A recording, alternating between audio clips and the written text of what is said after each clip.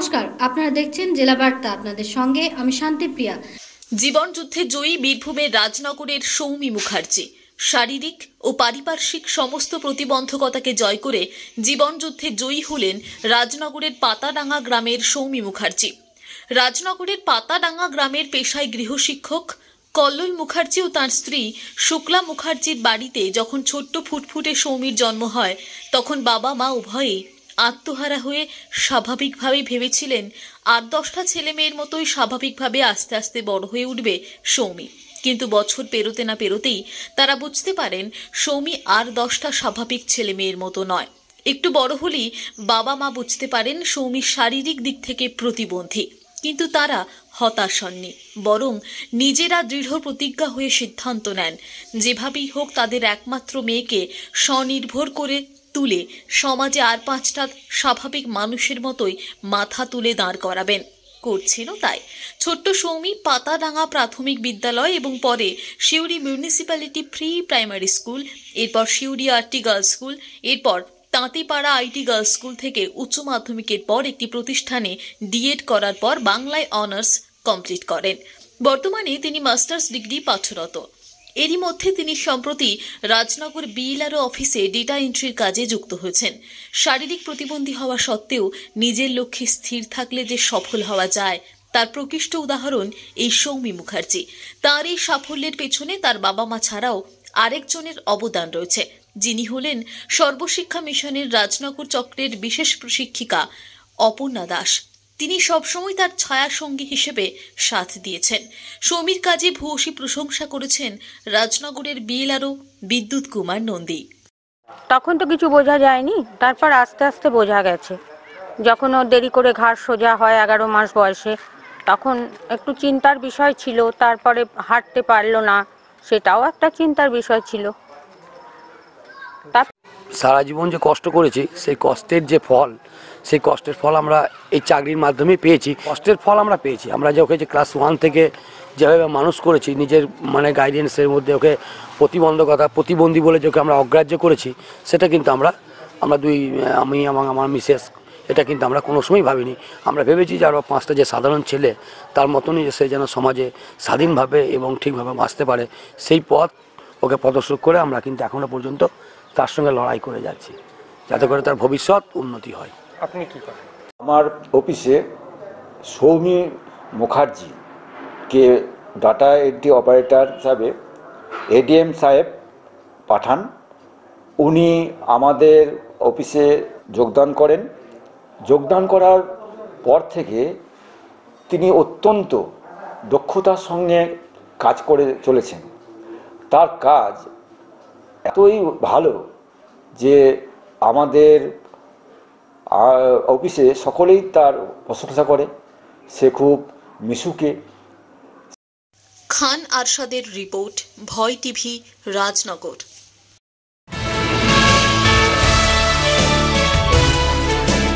বীরভূম জেলায় সতীপীঠ কঙ্কালীতলা দুয়ারে সরকারে ক্যাম্পে বীরভূম জেলা সভাধিপতি কাজল শেখের পরিদর্শনের পরে সাংবাদিকদের সামনে মুখোমুখি।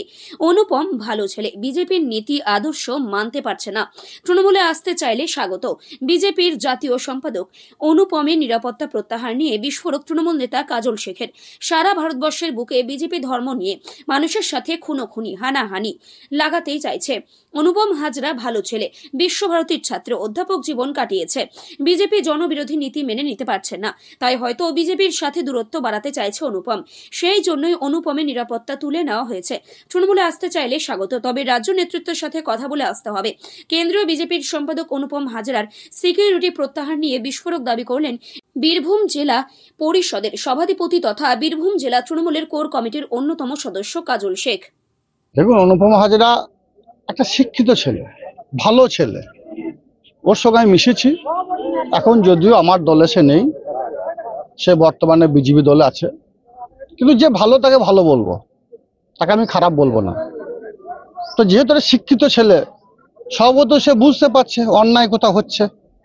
সারা ভারতবর্ষের বুকে বিজেপি যে জাতি ধর্ম মত নিয়ে মানুষের মধ্যে যে বিভাজন সৃষ্টি করতে চাইছে, মানুষের মধ্যে দ্বন্দ্ব লাগাতে চাইছে, অর্থ দিয়ে মানুষকে ভুল বুঝিয়ে হিন্দু মুসলিম শিখ খ্রিস্টান ইসাইয়ের মধ্যে দ্বন্দ্ব লাগাতে চাইছে, হয়তো সেটাকে মেনে নিতে পারছে না, সেজন্যই হয়তো অনেক সময় ভুল বকছে বা সত্য কথাটা বলছে। তো অনুপম যদি আমাদের দলে আসতে চায় তো সেটা আমাদের রাজ্য নেতৃত্বের ব্যাপার। কে দলে আসবে, কে যাবে, কে থাকবে না, সেটা রাজ্য নেতৃত্ব ঠিক করবে। সে বিষয়ে আমি কোনো মন্তব্য করব না, কিন্তু একথা বলবো অনুপম হাজরা ভালো ছেলে, শিক্ষিত ছেলে, তো তার সুবুদ্ধির উদয় হোক। এবং আমার শুধু অনুপম হাজরা নয়, বাকি যারা বিজেপিতে আছে, যারা বাংলার বুকে বিজেপি করছে, যারা 300 মানুষের পাশে থাকে না, যারা সোনার বাংলা মুখ্যমন্ত্রী মমতা বন্দ্যোপাধ্যায় বাংলার বুকে যে অভাবনীয় পরিবর্তন ঘটিয়েছে, সেই পরিবর্তনের উন্নয়ন যোগ্য যা সামিল চাইছে, তাদেরকে সকলকে আমি স্বাগতম জানাবো। 14 দিন ধরে তৃণমূলের আন্দোলন চলেছিল শান্তিনিকেতনে, এবং অনুপম সেই মঞ্চেই চলে এসেছিল। মঞ্চে শুধু ওঠেনি, কিন্তু মঞ্চে এসেছিল। পাশাপাশি অনুপম যেহেতু একটা রেজিমেন্টেড পার্টি, বিজেপি একটা বৃহৎ দল, সেই দলের বিরুদ্ধে। কাজী আমিরুল ইসলামের রিপোর্ট, ভয় টিভি, বোলপুর। নিয়ে নিচ্ছে একটি ছোট্ট বিরতি, ফিরে আসছি বিরতির পর। সঙ্গে থাকুন ভয়ের সঙ্গে নির্ভয়ে। সিউড়িতে অত্যাধুনিক চিকিৎসা পরিষেবা নিয়ে এলো সৃজন পলিক্লিনিক। ওষুধের দোকান সহ অত্যাধুনিক মানের প্যাথোল্যাব, কম্পিউটার তথা অত্যাধুনিক মেশিনে রক্ত, মল, মূত্র ও থাইরয়েড পরীক্ষার সঙ্গে এখানে রয়েছে বিশিষ্ট চিকিৎসকদের বসার চেম্বার। রোগীদের স্বাচ্ছন্দ্যের কথা ভেবে সম্পূর্ণরূপে এসি নিয়ন্ত্রিত সৃজন পলিক্লিনিকে রয়েছে বসার সুবন্দোবস্ত, বিশুদ্ধ পানীয় জল ও টয়লেটের ব্যবস্থা। এখানে বসছেন সিউড়ি সদর হাসপাতালের বিশেষজ্ঞ চিকিৎসক সহ অন্যান্য শহর ও হাসপাতালের বিশিষ্ট চিকিৎসকরা। সৃজন পলিক্লিনিক ও প্যাথোল্যাব, সিউড়ি, বীরভূম। সিউড়ি সদর হাসপাতালের পাশে ফাঁড়ি ঘরের উল্টো দিকে। Mobile number 8373071019, 9474437713, 9434326822। ফিরে এলাম বিরতির পর। বীরভূমের দুবরাজপুর ব্লকের পণ্ডিতপুর গ্রামে গণেশ জননী পূজা উপলক্ষে মোদক সমাজের নবান্ন উৎসব। বীরভূমের গ্রামে গঞ্জে সারা অগ্রহায়ণ জুড়ে অনুষ্ঠিত হচ্ছে নবান্ন উৎসব। নতুন চালে প্রস্তুত পরমান্ন গ্রহণের স্বাদ পেতে বছরভর অপেক্ষায় থাকেন গ্রামের মানুষজন। আতপ চালের গুঁড়ো জলে গোলা আলপনায় সেজে ওঠে ঘরের উঠোন চৌকাঠ, সেজে ওঠে দেবস্থান, পুজো মণ্ডপ। নতুন ধানের আতপ চাল চিড়ে, গুড়, দুধ, কলা, ফুল, ফল, আখ, আদা, মূলো দিয়ে কুলদেবতার উদ্দেশ্যে সাজানো হয় নৈবেদ্য। মাঠে মাঠে ধান পাকলেই পল্লীর কুড়ে ঘরে ইন্দ্রলক্ষ্মী, মুঠ আনা, চাউরি দেওয়া, এসব কত সব পারিবারিক সামাজিক উৎসবে মিলিত হয় গ্রামবাসীরা গ্রামীণ সংহতি রক্ষায়। একে লোকালয়ে উৎসব।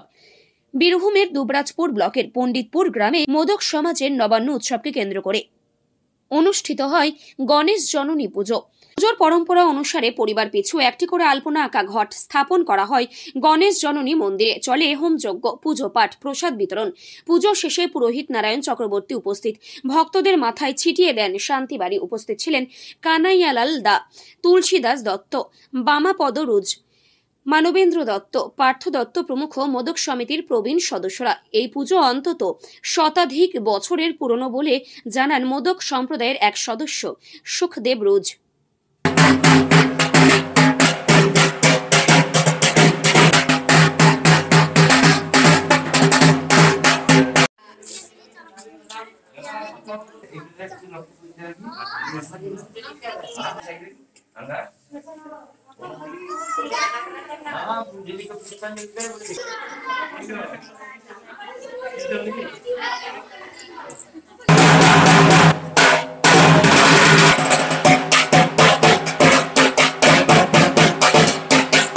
মোহাম্মদ আমিন নাশিদ ও পতিত পাবন বৈরাগ্যর রিপোর্ট, ভয় টিভি, দুবরাজপুর। আজকে জেলা বার্তা এই পর্যন্তই। নমস্কার।